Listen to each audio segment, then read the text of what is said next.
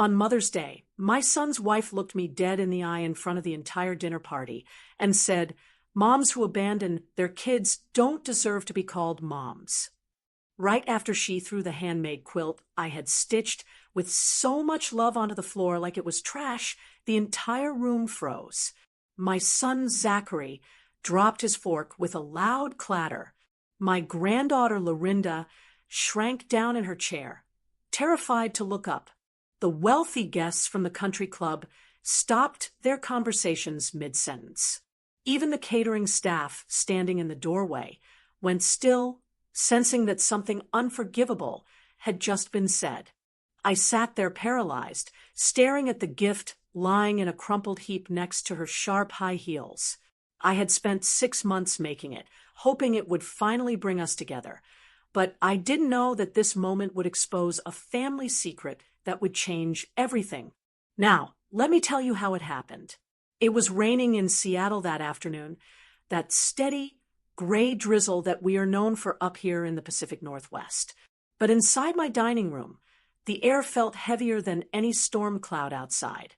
You know that feeling when you walk into a room and the tension is so thick you could cut it with a knife? That is exactly how it felt at my own dining table on Mother's Day. I had spent 2 days preparing the meal. I made the pot roast Zachary used to love when he was a boy, the one with the extra carrots, and the thick gravy. I made the scalloped potatoes that take 3 hours to get just right. I wanted everything to be perfect, but as I looked around the table, all I saw were eyes looking down at their plates or checking their phones. My son, Zachary, sat at the head of the table. He looked tired. He's a good man, or at least he used to be, but lately he looks like a man walking on eggshells in his own life. Beside him sat his wife, Augustina. She was picking at the roast beef like it was poison. She hadn't said more than 2 words to me since they arrived, and when she did speak, it was usually a complaint disguised as a question. "Is there a lot of salt in this, Nanette?" she had asked earlier. "We're trying to watch our sodium. For our health." I just smiled and told her it was the same recipe I had used for 40 years. I tried to keep the peace. I always try to keep the peace. I didn't want to ruin the day. I had been waiting for this moment for weeks because I had something special to give them. My granddaughter, Lorinda, was sitting quietly next to her mother. She is 10 years old now, with big, watchful eyes. She looked like she wanted to disappear into her chair. I gave her a wink when I poured her water, but she barely smiled back. It broke my heart a little. A 10-year-old girl should be full of life, not looking like she's afraid to make a sound. Once the plates were cleared, I couldn't wait any longer. My heart started beating a little faster in my chest. I reached under the buffet table and pulled out the large gift box I had wrapped in soft lavender paper. "I have a little something," I said, my voice trembling just a bit. "For the house. For all of you." Zachary looked up and managed a small smile. "Mom, you didn't have to get us anything. It's Mother's Day. We're supposed to be celebrating you." "Oh, hush," I said, waving him off. "A mother never stops being a mother. Go on. Open it." I slid the box toward Augustina. I wanted her to see it first. I wanted to bridge that gap between us. I thought, maybe if she sees how much time I put into this, she will understand how much I love them. Augustina sighed. A long, loud exhale through her nose, like opening a gift, was a terrible chore. She ripped the paper off without caring and lifted the lid. Inside lay the quilt. I had spent the last 6 months working on it. Every evening, after I finished my chores, I sat in my armchair and stitched. It wasn't just any blanket. It was a memory quilt. I had embroidered vibrant floral patterns, vines twisting around the edges, and right in the center, I had stitched Lorinda's initials in a soft, golden thread. It was thick, warm, and made to last a lifetime. Augustina pulled it out with 2 fingers, holding it away from her body like it was a dirty rag. "A blanket," she said flatly. It's a quilt, I corrected gently. I made it by hand. Look, Augustina, I put Lorinda's initials in the center. I thought you could keep it on the sofa in the den for when it gets chilly. Augustina let the quilt drop back into the box in a crumpled heap. She wiped her hands on her napkin as if the fabric had been covered in dust. Nanette, look at this house, she said, gesturing around my dining room, then pointing to her own designer purse on the floor. Our home is modern. We have a minimalist aesthetic. We don't do country crafts. It looks cheap. The word hung in the air. Cheap. I felt the heat rise in my cheeks. It's not cheap, Augustina. The materials cost me a fair bit, but the time, I put hundreds of hours into that. Time isn't value, Nanette, she snapped. This is just clutter. Honestly, I don't know why you bother. You always try to force these sentimental things on us, trying to act like the perfect doting grandmother now. I am a doting grandmother, I said, my voice hardening. I looked at Zachary, waiting for him to tell her to stop, waiting for him to say, Augustina, that's enough. Mom worked hard on this. But Zachary just stared at his water glass. He didn't say a word. Augustina let out a cold, sharp laugh. Please, you think because you sew a blanket now, it makes up for the past? You think we don't remember? Remember what? I asked, confused. I've always been here for you.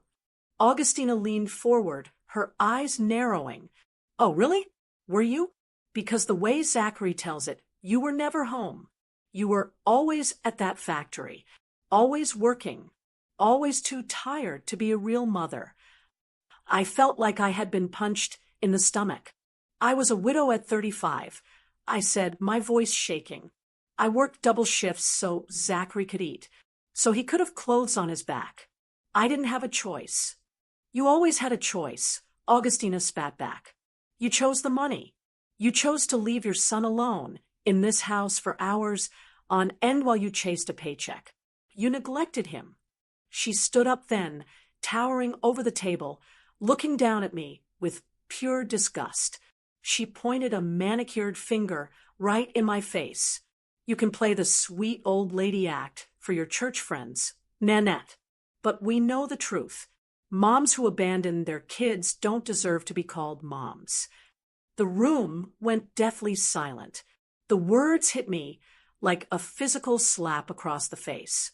Abandon. I sat there, frozen. I looked at Lorinda. The poor girl was staring at her plate, tears welling in her eyes. Then I looked at my son, my Zachary, the boy I had raised on my own, the boy I had scrubbed floors for, the boy I had come home to every night, no matter how my back ached, to make sure his homework was done. Zachary. I whispered. I needed him to look at me. I needed him to tell her she was wrong. I needed him to say, my mother sacrificed everything for me. Zachary dropped his fork onto his plate with a loud clatter. He looked up, his face red, his eyes full of conflict. He looked at his wife, angry and dominant, and then he looked at me, and he said nothing. He looked back down at the table. That silence hurt more than anything Augustina had said. Her words were cruel, but his silence was a betrayal. It told me that he had listened to her poison for so long that he had started to believe it. He was letting her rewrite our history. He was letting her turn my sacrifice into a sin. Augustina smirked, seeing his submission. She sat back down and took a sip of her wine, looking satisfied, as if she had just won a game. Take the quilt to the Goodwill, Nanette, she said casually. Maybe some poor family can use it. It doesn't belong with us. I looked at the quilt, crumpled in the box. I looked at the son, who wouldn't meet my eyes. And for the first time in years, the sadness in my heart didn't turn into tears. It turned into something else. It turned into a cold, hard resolve. I didn't cry. I didn't scream. I simply reached out, closed the lid of the box, and placed my hands on top of it. You are right, Augustina, I said softly, my voice steady and clear in the silent room. This quilt holds a lot of memories. It holds a lot of truth.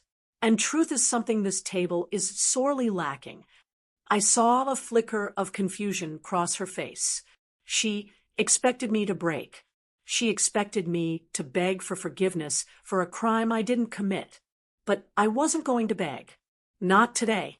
Because while she was busy shouting about abandonment, I was looking at my granddaughter, and I noticed something I should have seen earlier. Lorinda wasn't just quiet. She was terrified, and that terror looked hauntingly familiar. I wasn't the one who had abandoned my child, but looking at the woman sipping wine across from me, I was starting to suspect who really had. Most women would have grabbed their purse and run out the door in tears. I know that is what Augustina wanted me to do. She wanted to shame me out of my own son's house. She wanted to erase me from the picture, so she could go back to pretending her perfect life didn't have any cracks in it. But I didn't move. I looked at the quilt box. Then I looked at my empty plate, and I slowly pulled my chair closer to the table. I picked up my fork. The metal felt cold and heavy in my hand.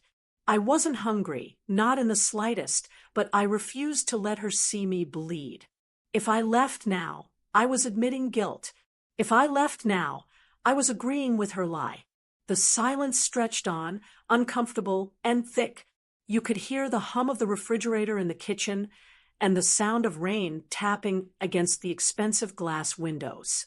Augustina let out a loud, irritated sigh, realizing I wasn't fleeing the scene.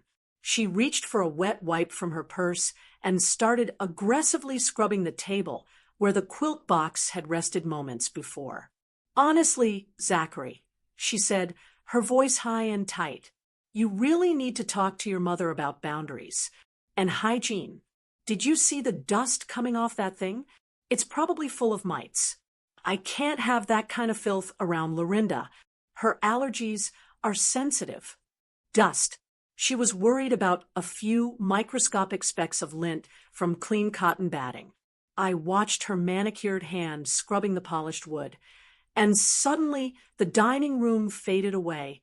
The smell of her expensive roast beef disappeared, replaced by the smell of machine oil and stale air. My mind went back 35 years, back to the day my husband, Dave, died of a heart attack right at the dinner table. He was 36. I was 35. We had $200 in savings and a mortgage that wasn't even close to being paid off. Zachary was just a little boy then, with knobby knees and eyes that looked too big for his face. Augustina talks about abandonment. She throws that word around like it's a weapon. She doesn't know what the word means. Abandonment is standing at a gravesite with a 7-year-old boy holding your hand, knowing that when you go home, the lights might get turned off because the main breadwinner is in the ground. I remembered the factory. It was a cannery on the edge of town. It doesn't exist anymore. They tore it down to build condos like the one Augustina grew up in. But I remember it. I remember the noise. It was so loud you couldn't hear yourself think.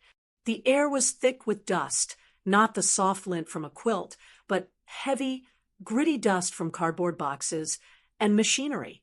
I worked the line. 8 hours a day wasn't enough to pay the bills, so I took the double shifts. I worked 10, sometimes 12 hours a day. My hands, the same hands that stitched that quilt, used to be raw and cracked. I would come home smelling like metal and sweat. I would scrub my skin with harsh soap until it burned, just so I wouldn't smell like the factory when I tucked Zachary into bed. It's irresponsible, Augustina continued, snapping me back to the present. She tossed the dirty wet wipe onto her plate. Parents today know better. You have to be present. You have to be there emotionally. You can't just warehouse your children while you go off to find yourself. Find myself, I thought. I almost laughed out loud. I didn't go to that factory to find myself. I didn't leave my 7-year-old son with a key around his neck and a list of emergency numbers because I wanted a career. I did it because I was terrified. Every morning I had to look Zachary in the eye and tell him, lock the door behind me. Do not open it for anyone, not even if they say they know me. Make yourself a sandwich. Watch TV. I will be home as soon as I can. I died 1,000 deaths every day I walked out that door. I worried about fire. I worried about burglars. I worried he would choke on a piece of bread and no one would be there to help him. The guilt ate me alive. It was a heavy stone I carried in my chest every single shift. But I carried it. Why? Because the alternative was losing our home.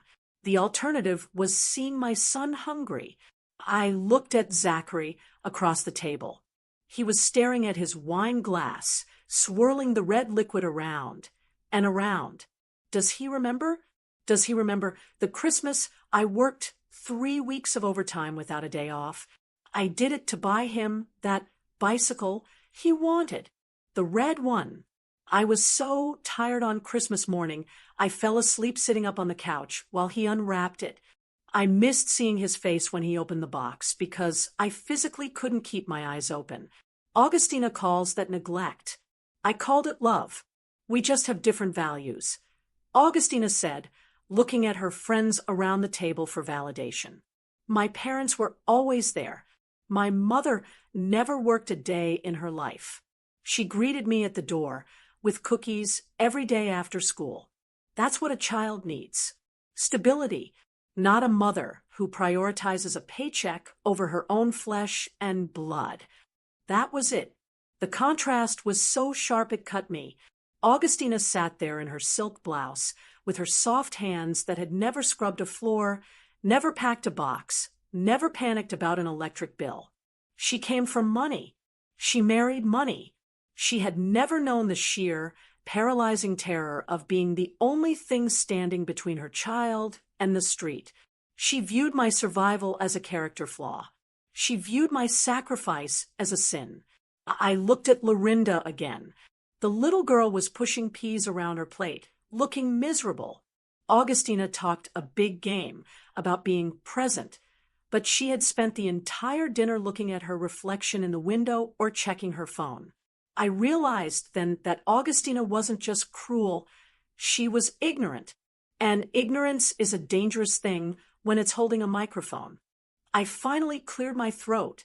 The sound was small, but in that silent room, it sounded like a gavel hitting a desk. I placed my fork down gently.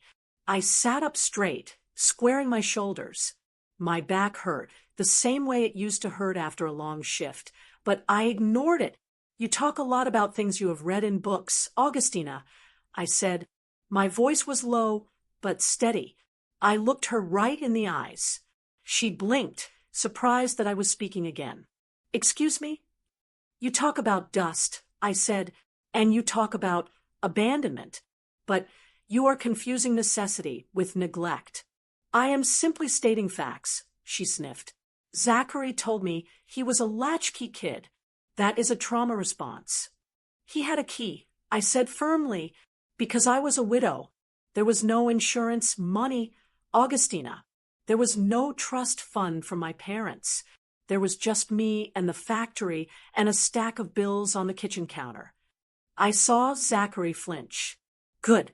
He should flinch. I miss school plays because if I didn't work that shift, we didn't have heat for the winter. I continued. I missed soccer games because that overtime paid for his dental work. You sit there with your manicures and your judgment, and you dare to tell me I abandoned him. I leaned forward. I did what I had to do to keep a roof over his head.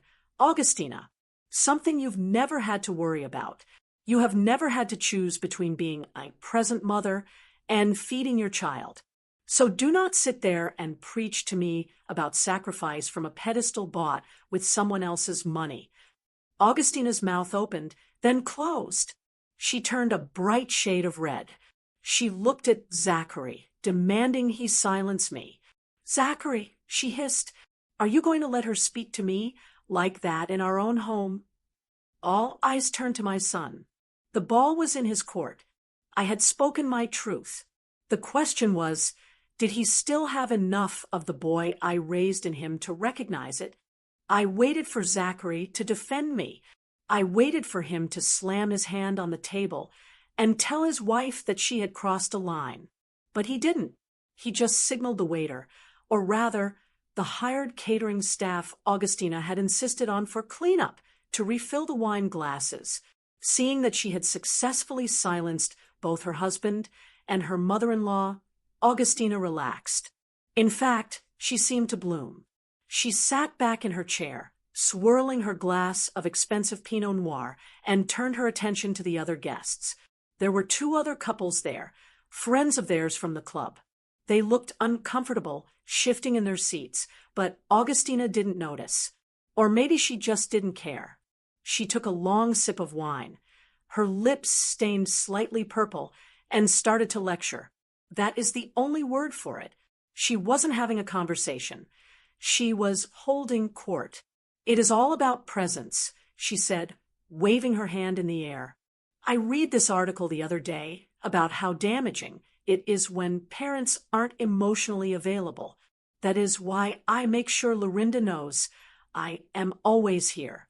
I am her anchor. She smiled at the guests, expecting applause. I don't believe in nannies raising my child. I believe a mother should be the first face a child sees in the morning and the last one at night. Don't you agree, Linda? The woman named Linda nodded quickly, terrified to disagree. Oh, absolutely, Augustina. You're very dedicated. I sat there, gripping my napkin, listening to this performance. It was a beautiful speech. If you didn't know any better, you would think Augustina was the mother of the year. But I wasn't listening to her words anymore. I was looking at the anchor's daughter. I turned my head slightly to look at Lorinda. The poor child had barely moved since the argument began. She was sitting with her shoulders hunched forward, trying to make herself as small as possible. It is a posture I recognize. It is the posture of a child who is trying to be invisible because being seen means being criticized. I looked closer. My eyes aren't what they used to be, but I can still spot a loose thread from a yard away. And what I saw made my stomach turn. Lorinda was wearing a beautiful dress. It was velvet, a deep navy blue, with a white lace collar. It probably cost more than my weekly grocery budget. But when she shifted in her chair, I saw the back of the sleeve.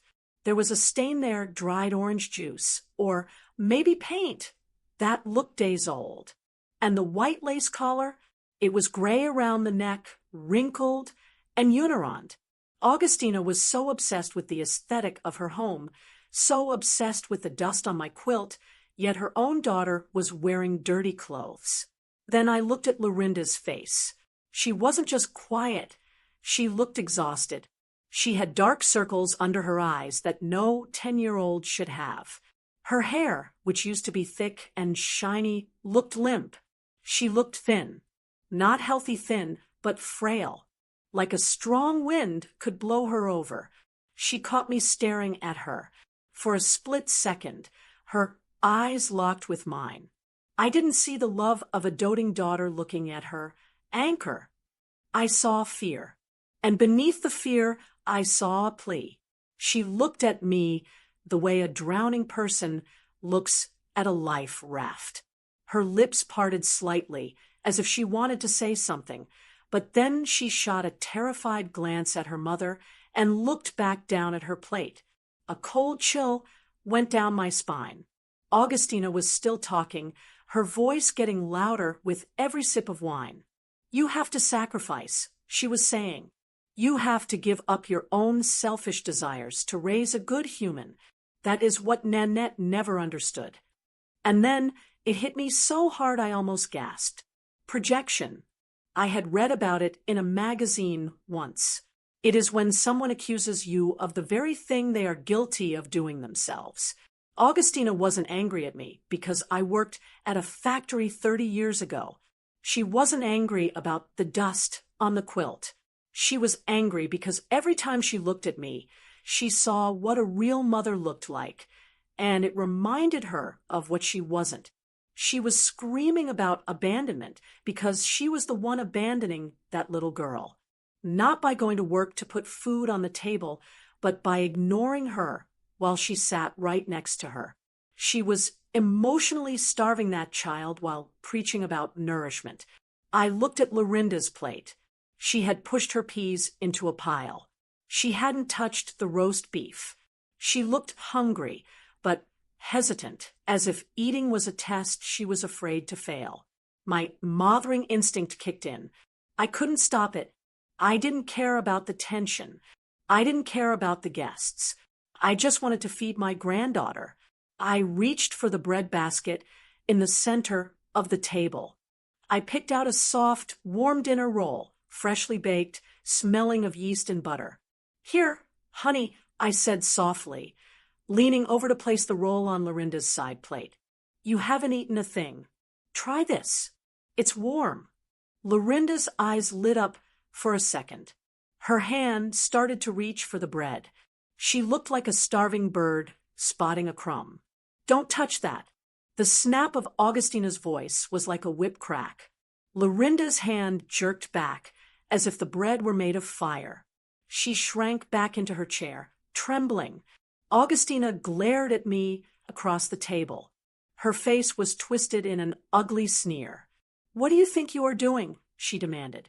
"She's hungry, Augustina," I said, holding my ground. "It's just a bread roll. Let the child eat. She is on a strict diet." Augustina snapped. She reached over and snatched the roll off Lorinda's plate, tossing it back into the basket with a look of disgust. "We don't do processed carbs. It makes them sluggish. It fogs the brain. She is 10 years old," I said, my voice rising. "She needs energy. She looks thin, Augustina. Too thin." "She is lean," Augustina corrected, her voice dripping with venom. "She is athletic. Not that you would know anything about health. I see the way you cook. Butter, cream, flour. It's poison." She turned to her guests, rolling her eyes. "This is what I have to deal with. I spend all day curating a nutrient-dense lifestyle for my daughter, and her grandmother tries to sabotage it with carb-loaded trash. You're trying to ruin her health like you ruined Zachary's childhood." The room went silent again. "Ruin Zachary's childhood?" I repeated slowly. "Yes," she hissed, "filling him with cheap, fatty food because it was easy, making him soft. I am not making the same mistakes with Lorinda. She will thank me later." I looked at Lorinda. She wasn't going to thank anyone. She was staring at that basket of bread with a hunger that broke my heart. And then I noticed Zachary. He was cutting his meat, sawing away at it, pretending he couldn't hear his wife starving his daughter. "Augustina," I said, and my voice was very quiet now. "There is a difference between a diet and control. And there is a difference between raising a child and breaking one." Augustina slammed her wine glass down. Wine sloshed over the rim, staining the white tablecloth red. "I have had enough of your judgment," she shouted. "You, who left your son alone. You, who were never there. You have no right to speak to me about how I raise my daughter." She was shouting, but I wasn't listening to the volume. I was listening to the lie. She was desperate to make me the villain, because if I was the villain, no one would notice that she was the monster. But she had made a mistake. She had pushed too hard. She had taken the food out of a hungry child's mouth in front of her grandmother. And as I watched Lorinda wipe a silent tear from her cheek, I knew that the silence at this table was about to be broken, not by me, but by the only other person in the room who knew exactly what kind of mother Augustina really was. The sound of Augustina shouting hung in the air like smoke after a fire. The wine she had spilled was slowly soaking into the white tablecloth, spreading like a fresh wound.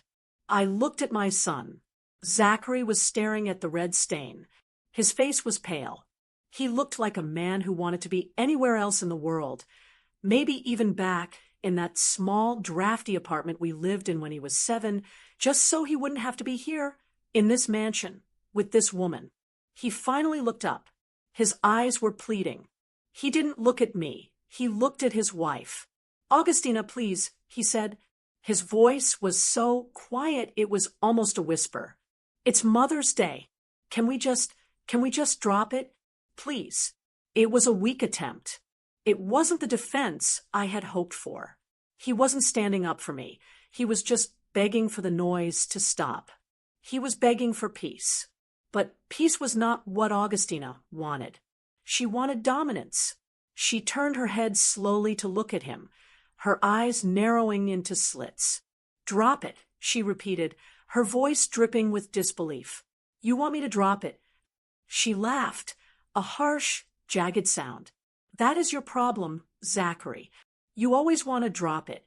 You always want to sweep everything under the rug. It must be genetic. You get that from her." She jabbed a finger in my direction without even looking at me. "I am trying to protect our daughter," Augustina said, her voice rising again. "I am trying to raise her with standards, something you wouldn't understand because you were raised with none." Zachary flinched. "Augustina, don't start this." "Don't start what?" she snapped. "The truth? Look at you, Zachary. Look at how you sit there, terrified of conflict. It's pathetic. It's exactly how she raised you. To be quiet, to be grateful for scraps, to be a peasant." The guests shifted uncomfortably in their seats. One of the husbands cleared his throat and looked at his watch, clearly wondering how soon they could politely leave. But Augustina was on a roll now. She wasn't just attacking my parenting anymore. She was attacking our blood. "I picked you up out of the gutter, Zachary," she said, loud enough for the neighbors to hear. "When I met you, you were wearing cheap suits and driving a car that broke down every other week. I introduced you to culture. I introduced you to society. I gave you this life." She gestured wildly around the room at the crystal chandelier, the marble floors, the expensive art on the walls. "And yet," she sneered, looking back at me, "you still let her come in here and pollute my home with her tackiness, with her quilts and her carbs and her working-class values. It's embarrassing, Zachary. It is frankly embarrassing to have to explain your family to my friends." My heart hammered in my chest, not from fear, but from a cold, simmering anger. She was calling us trash. She was calling the life I built with my own 2 hands the gutter. I looked at Zachary. He was looking down at his lap, his shoulders hunched. He was taking it. He was letting her strip him of his dignity right in front of his mother and his daughter. He was letting her rewrite his history as something shameful instead of something proud. I realized then that I had lost him, not to abandonment like she claimed, but to this. He had traded his spine for a comfortable life, and now he was paying the price. But I wasn't him. I hadn't traded anything. I pushed my chair back. The legs of the chair scraped loudly against the hardwood floor. The sound cut through Augustina's tirade. She stopped talking and looked at me, surprised. I stood up. My knees popped a little. They always do when it rains. But I stood tall. I smoothed down the front of my dress. I didn't look at Zachary. I didn't look at the guests. I looked straight ahead. I walked around the table. My steps were slow and measured. I walked past Augustina, who watched me with a confused look on her face. She expected me to shout. She expected me to cry or to storm out the front door. I didn't do any of that. I walked over to the corner of the room, near the buffet table where she had thrown the box. The quilt was still lying there on the floor, half in the box, half out, looking discarded and unloved. I knelt down. It wasn't easy to get down there at my age, but I did it. I reached out and touched the fabric. I felt the stitching I had done by hand. I felt the texture of the cotton. It was clean. It was warm. It was made with love. I picked it up. I stood back up, holding the heavy quilt in my arms. The room was silent. Everyone was watching me. Even Lorinda had stopped shrinking and was watching her grandmother with wide eyes. I shook the quilt out, just once, to straighten it. Then, very calmly, I began to fold it, corner to corner, edge to edge. I took my time. I treated that quilt with the respect it deserved, even if no one else in the room would. I folded it into a neat square. I tucked the loose end in. I held it against my chest, like a shield. Then I turned to face Augustina. She was still standing there, glass in hand, looking like a queen who couldn't understand why the servant wasn't bowing. "Are you done?" she asked, rolling her eyes. "Are you finally leaving?" "I am leaving," I said. My voice wasn't loud, but it carried to every corner of that room. "I will not stay where I am not wanted, and I will not stay where my son is treated like a dog." Zachary looked up sharply. "But before I go," I continued, taking a step toward her, "I want you to know something, Augustina." I looked her up and down. I looked at her expensive dress, her perfect hair, and the cruelty etched into her face. "You can insult my money," I said. "You can call it small. You can insult my home. You can call it simple. You can even insult my background. I am not ashamed of working for a living. I am not ashamed of where I come from." I took another step closer. "But be very careful when you lie about my love for my family," I said, my voice dropping to a low, dangerous tone. "And be very careful about the lies you tell yourself." Augustina scoffed. "Is that a threat? What are you going to do, Nanette? Knit me a sweater?" I didn't smile. I didn't blink. I looked past her, directly at the smart home speaker sitting on the counter behind her, the one with the little green light that had been pulsing softly the entire time. Then I looked at Lorinda, who was clutching her phone under the table. I looked back at Augustina. "It's not a threat, dear," I said softly. "It is a fact. You think you are the queen of this castle, and that you can say whatever you want, treat people however you want, and no one will ever know." I paused, letting the silence stretch until it was almost unbearable. "But you are wrong. You have been so busy shouting, you forgot to look around. You forgot that houses like this have eyes. And more importantly," I tapped the side of my ear, "the walls have ears, Augustina, and they have been listening to every single word you said tonight." Augustina's face went pale. The smirk dropped from her lips. She looked around the room, suddenly paranoid, suddenly realizing that her performance might have had a bigger audience than she intended. I turned my back on her.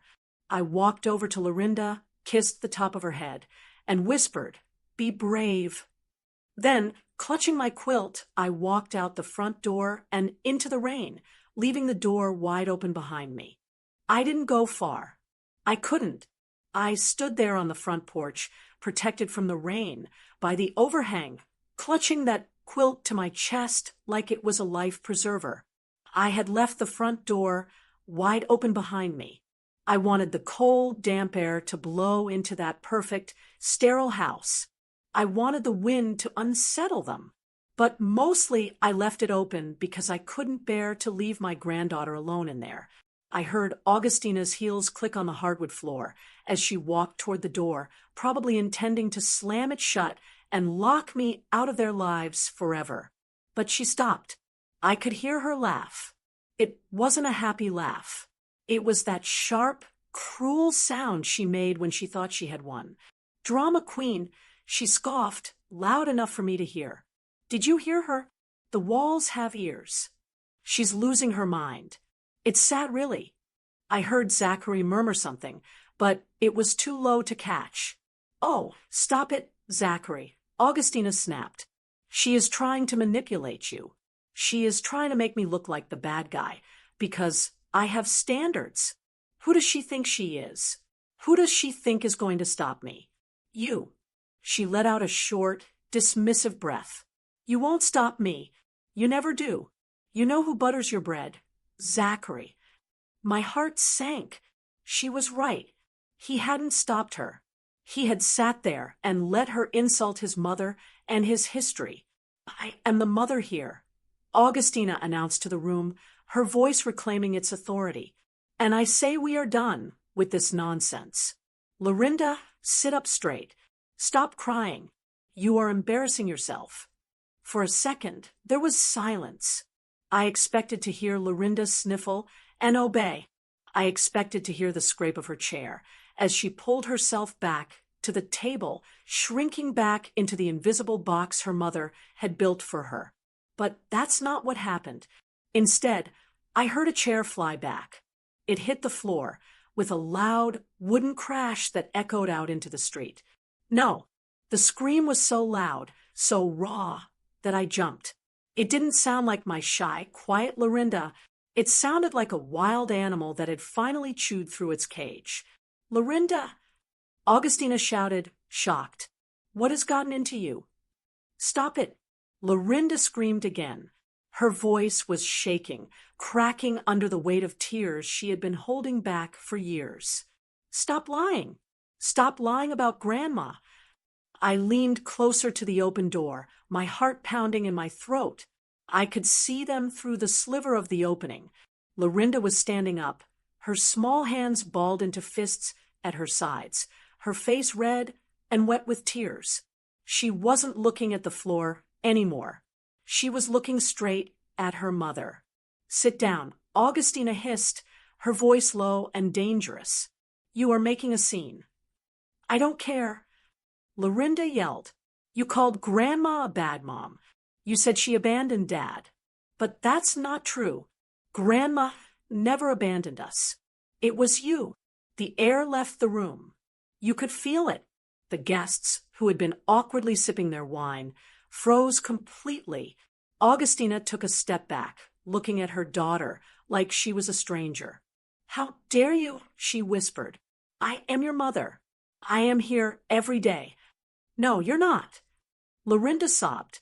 You're here, but you're not here. You're always on your phone. You're always in your room with the door locked. You tell me to go away because you have a headache. You tell the nanny to deal with me. I manage this household. Augustina sputtered, her face turning pale. I coordinate. You miss my play. Lorinda cut her off, the words tumbling out in a rush of pain. Last month. The spring play. You promised you would come. You said you would be in the front row. I looked for you. Every time the curtain opened, I looked for you.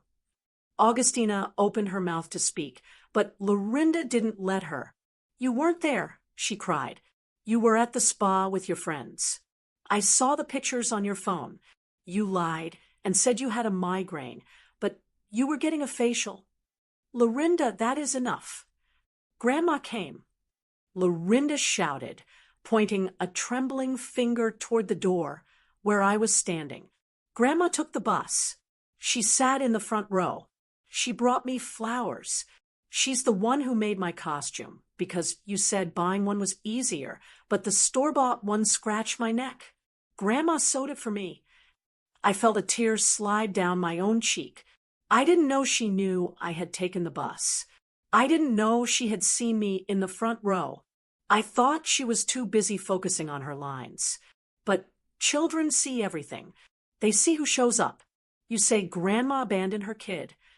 Lorinda's voice dropped to a whisper, but it was heavy with accusation. Grandma is the only one who acts like a mom. You just act like a boss. You're the one who isn't a mom. The silence that followed was heavy. It wasn't the awkward silence of a dinner party gone wrong. It was the heavy, suffocating silence of the truth. Augustina stood there, her mouth slightly open. Her narrative had been cut to ribbons. She couldn't blame this on me. She couldn't blame this on working-class values. This was her own child, her anchor, exposing her neglect in front of everyone she tried to impress. She looked around the room, desperate for an ally. She looked at Linda. Linda looked down at her lap. She looked at the other husbands.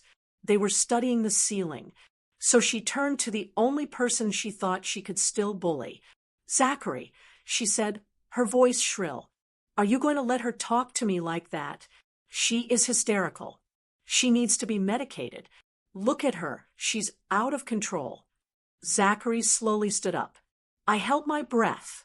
He looked at his daughter. He saw the stained sleeve of her expensive dress. He saw the red, puffy eyes. He saw the desperation in her face, the desperation of a little girl who just wanted to be loved, not managed. Then he looked at his wife. For the first time in a long time, I saw the fog clear from my son's eyes. He had been working 80 hours a week to pay for this house. He had been working himself into an early grave to pay for the nannies, the private schools, the club memberships, all to keep Augustina happy. He thought he was providing for his family. But in that moment, looking at his weeping child, he realized he hadn't been providing for them. He had been funding their neglect. He had been paying for Augustina to live a life of leisure while his mother took the bus to see his daughters play. He had been blind. He had believed Augustina's constant complaints that she was overwhelmed and busy. He had believed her when she said I was a bad influence. He had believed it all because it was easier than facing the truth that he had married a woman who loved the lifestyle he provided more than the child they had created. Zachary didn't shout. He didn't flip the table. He just looked at Augustina with a look of absolute, crushing clarity. "She's not hysterical, Augustina," Zachary said. His voice was flat, devoid of the fear that was usually there. "She's honest." "Honest," Augustina shrieked. "She is an ungrateful brat. After everything I do." "What do you do?" Zachary asked. It wasn't a rhetorical question. He asked it simply. "What did you do today? Besides yell at my mother and ignore our daughter?" "I hosted this dinner," she yelled. "You ordered catering," Zachary corrected her. "And you insulted the only person who actually made something with her hands." He walked over to Lorinda. He knelt down, ignoring the creak of his suit trousers, and wrapped his arms around her. Lorinda collapsed into his shoulder, sobbing. He held her tight, stroking her hair, rocking her back and forth. Augustina watched them, her face twisting into a mask of fury. She was losing control, and she knew it. "Get up, Zachary," she commanded. "Stop coddling her. This is exactly what your mother does. You are making her weak." Zachary stood up, lifting Lorinda into his arms as if she were still a toddler. He turned to face his wife. "My mother," he said, his voice hard as steel, "raised a man who knows the difference between a parent and a roommate. And right now, Augustina, you are looking a lot like a bad roommate." He started walking toward the door. "Toward me. Where do you think you are going?" Augustina screamed, chasing after him. "You can't leave. We have guests." "Zachary." Zachary didn't stop. He walked right out the front door, stepping onto the porch where I was standing. He saw me there, clutching the quilt. His eyes filled with tears. "I'm sorry, Mom," he whispered. "I'm so sorry." "It's okay," I said, reaching out to touch his arm. "I'm here." "I know," he said. "You've always been here." He looked back into the house, where Augustina was standing in the hallway, fuming. "We're leaving," Zachary called out to her. "Don't wait up." And then the most incredible thing happened. He didn't just walk to his car. He turned to me. "Mom," he said, "can we come to your place? I think Lorinda could use some of that pot roast. And I think I need to see that quilt." Augustina stood in the doorway, watching her perfect life walk away into the rain. She opened her mouth to scream something else, to throw another insult, to fire another weapon. But she had no weapons left. Her daughter had taken them all away. The silence that followed was the loudest sound I had ever heard. We were halfway down the driveway, the rain soaking into my Sunday clothes, when the front door flew open again. Augustina wasn't going to let us leave. People like her never do. They can't stand the idea of someone walking away from them. They need to have the last word. They need to win. You can't take her. Augustina screamed, running out onto the porch in her expensive heels. She slipped a little on the wet stone, but caught herself on the railing. That is kidnapping. I will call the police. Zachary, I will call the police on your mother. Zachary stopped walking. He turned around slowly, shielding Lorinda's head from the rain with his hand. He looked at his wife, not with anger, but with a kind of deep, exhausting pity. Go ahead, Zachary said calmly. Call them. And when they get here, Lorinda can tell them exactly why she doesn't want to be in the same house as you right now. Augustina froze. She knew she couldn't risk that. A police report would ruin her reputation at the club. It would ruin the perfect image she had crafted so carefully on social media. This is ridiculous. She spat, crossing her arms over her chest, trying to shield herself from the cold. You are believing the lies of a senile old woman and a confused child. I am a good mother. I sacrifice my life for this family. That word again. Sacrifice. Something inside me finally snapped. I had promised myself I wouldn't interfere. I had promised myself I would let Zachary handle his own marriage. I didn't want to be the stereotypical mother-in-law causing trouble. But she was standing there, lying to my son's face, while my granddaughter trembled in his arms. You don't know the meaning of that word, I said. I let go of Zachary's arm and took a step back toward the porch. I reached into my purse, my old, worn leather purse that Augustina had made fun of when I arrived. I pulled out a small, black pocket diary. It was just a cheap thing I bought at the drugstore for $1, but what was written inside was worth more than everything in her house. What is that? Augustina sneered. Your grocery list? No, I said, flipping it open. It's a log. I looked at Zachary. I never told you this, son, because I didn't want to break your heart. I didn't want you to think you had made a mistake with your marriage. I thought if I just helped out quietly, things would get better. But they didn't. I looked down at the pages, my handwriting shaky, but legible. March 12th, I read aloud. Lorinda called me at 4:30 p.m. She was crying because she was locked out of the house. You were supposed to be home. Augustina, you told Zachary you were managing the household.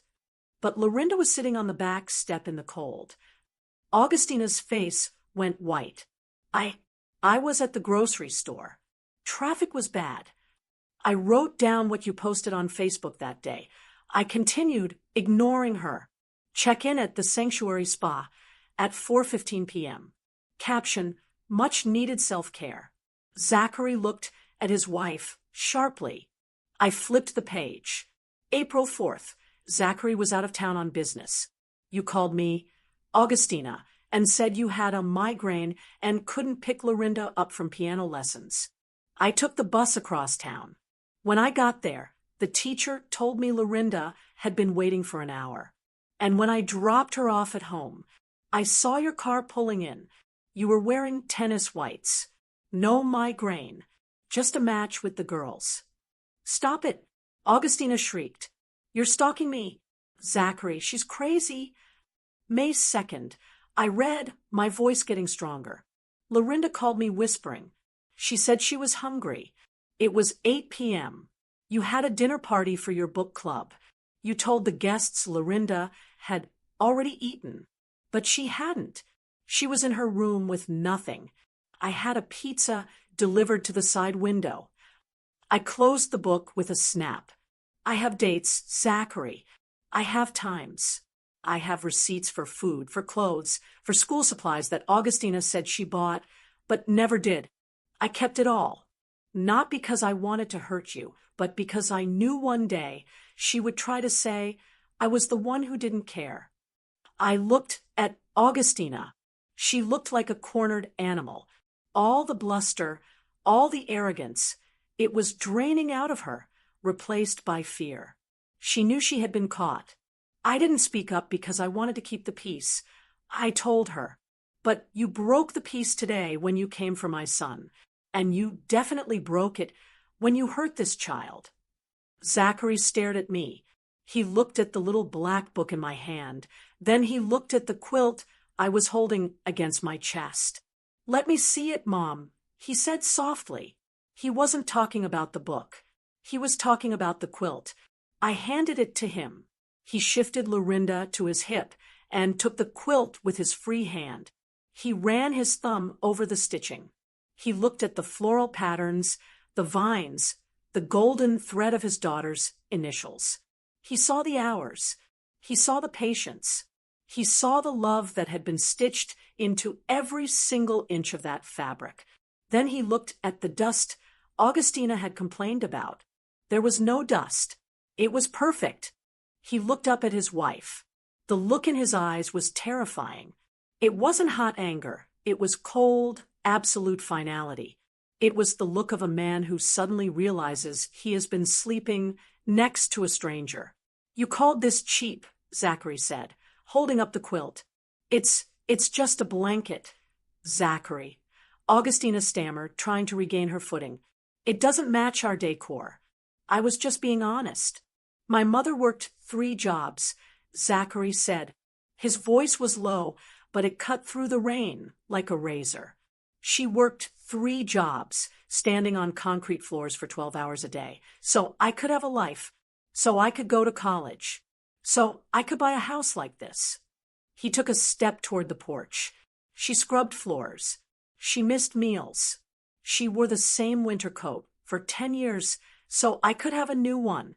That is what a mother does, Augustina. She gives." He gestured to the house, to the cars, to the clothes Augustina was wearing. "You don't work at all?" he said. "You have never worked a day in your life. I pay for the house. I pay for the cars. I pay for the food you won't let our daughter eat. And you can't even sit through a single dinner for my mother without spitting on her." "Zachary, please," Augustina said, her voice trembling. "I'm sorry. I was stressed. Let's just go inside and talk." "No," Zachary said. He turned his back on her, looking at the wet pavement of the driveway. He took a deep breath, and when he exhaled, it looked like a heavy weight was leaving his body. "I want you out," he said. Augustina blinked. "What?"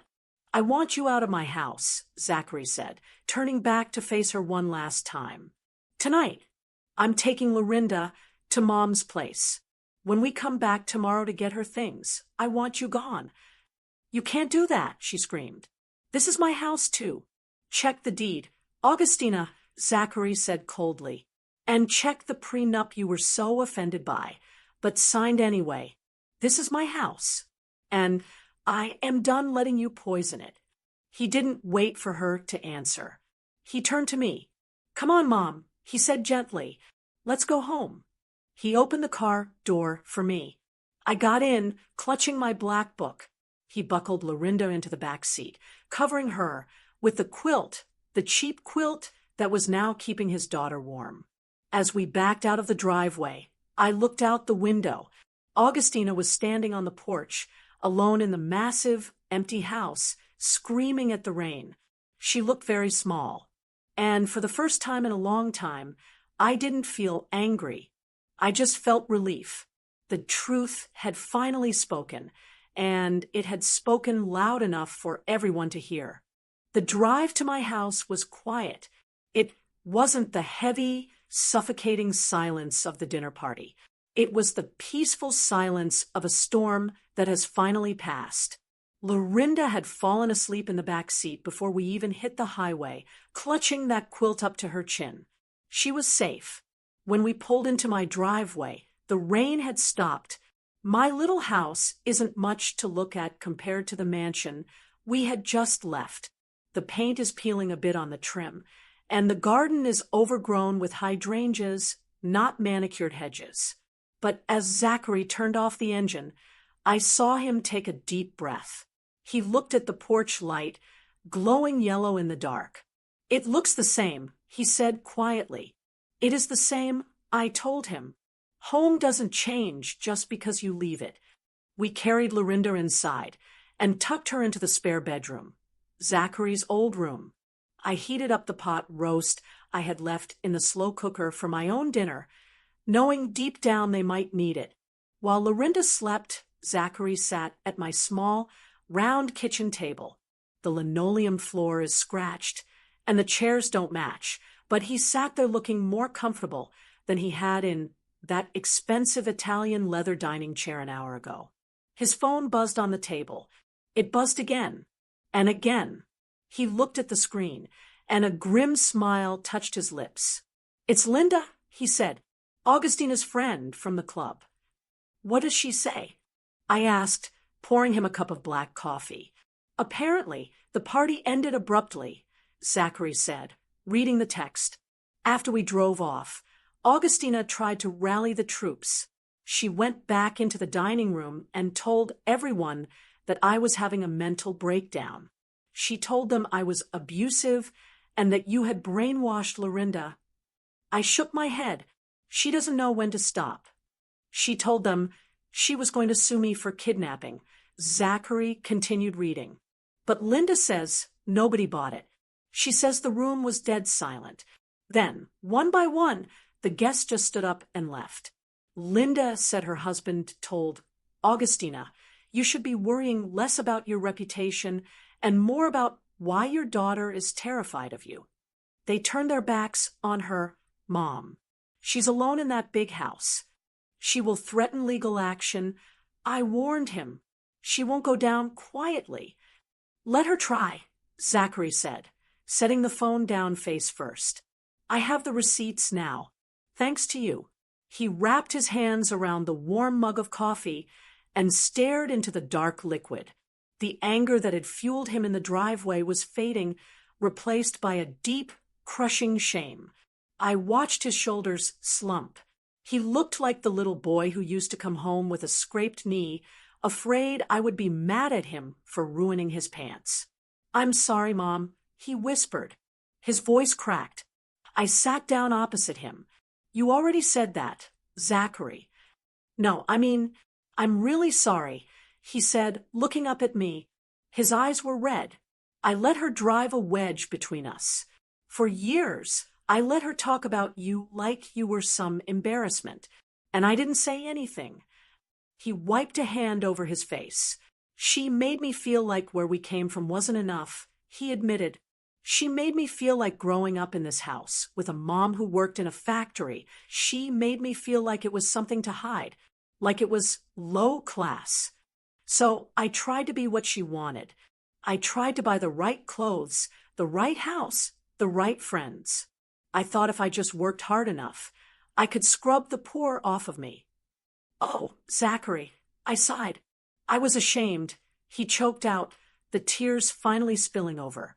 "I was ashamed of my own roots because I wanted to please a woman who despises them. And because of that, I left you alone.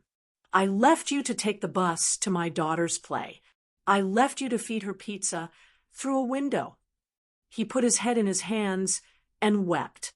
It was a raw, ugly sound, the sound of a man realizing he had almost sold his soul for a lie. "I'm a bad son," he sobbed. "I'm a bad son." I didn't say a word.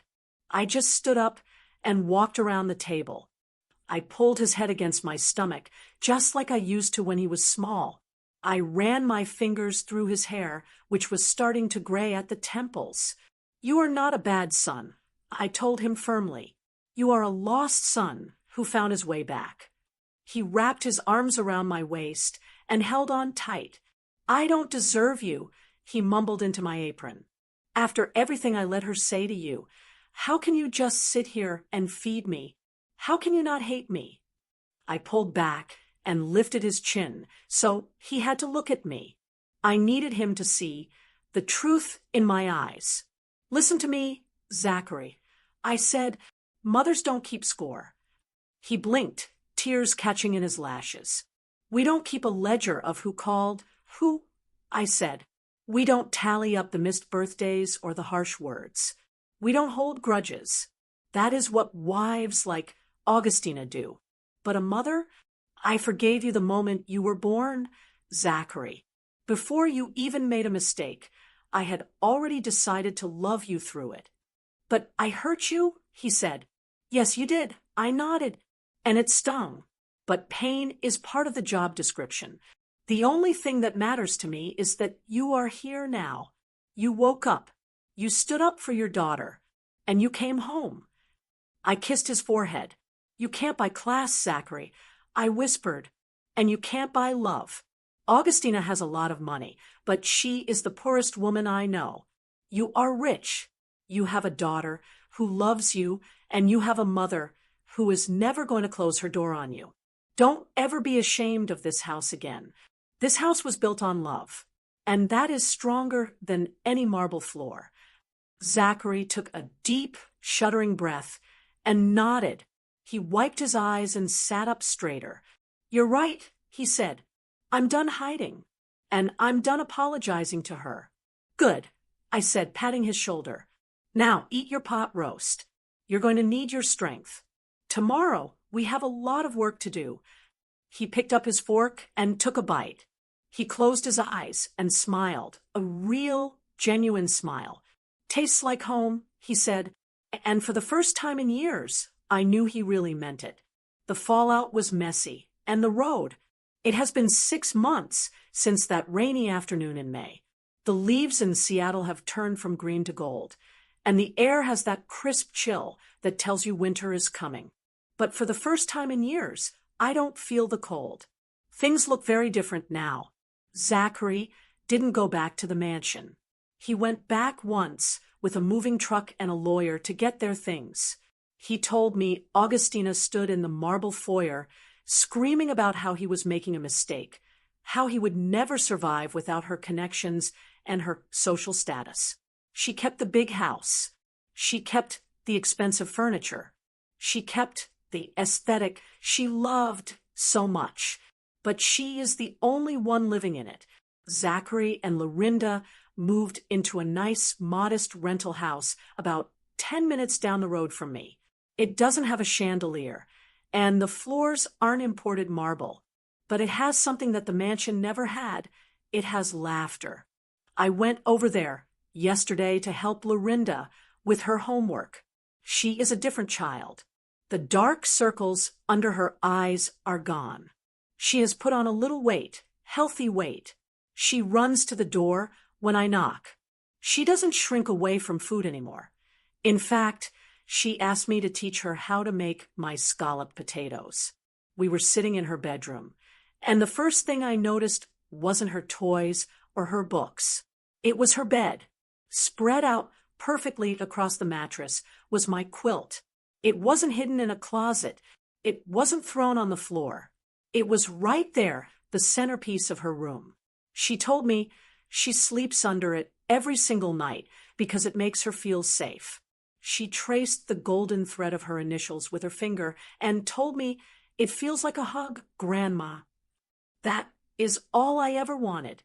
Zachary is different, too. He looks 10 years younger. He stopped working those 80-hour weeks.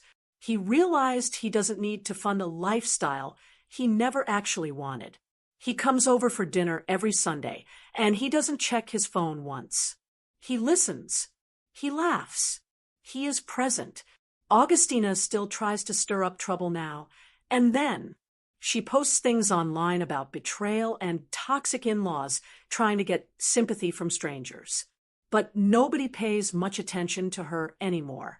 The friends who turned their backs on her that night never came back. It turns out, when you build a life on appearances, you end up with very few real friends when the curtain falls. I don't hate her. Truly, I don't. I just feel sorry for her. She had everything: a loving husband, a beautiful daughter, a devoted mother-in-law, and she threw it all away because she was too busy looking in the mirror. She wanted to be called a mom without doing the work and now she has the title, but she doesn't have the child. I sit on my porch sometimes drinking my tea, and I think about that moment when I folded the quilt. I think about how close I came to walking away and letting her win. But I stayed. I stood my ground. I learned something important that day. I learned that truth doesn't always need to shout to be heard. Augustina shouted. She screamed. She tried to drown us out with noise and insults. But the truth just sat there, quietly waiting for its moment. Sometimes you just have to wait. You have to trust that the seeds of love you planted, the double shifts, the bus rides, the delivered pizzas, will eventually bloom. And when they do, no amount of lies can cover them up. I look at my family now, healed and happy, and I know that the legacy I'm leaving behind isn't money. It's not a big house. It's that quilt. It's the knowledge that when the storm came, I didn't abandon them. I wrapped them up in warmth, and I brought them home. Have you ever had to wait for the truth to come out? Have you ever been misunderstood, only to be vindicated in the end? Tell me in the comments. I read every single one. Did you like the story? And which city are you listening from? Let's meet in the comments. If you like the story, you can support me by sending a super thanks so I can keep bringing more stories like this. Thank you so much for your sweet support. I'm looking forward to your comments on the story. On the screen, you can see 2 new life stories that I highly recommend. There's so much more on my channel. Don't forget to subscribe. See you in the next life story.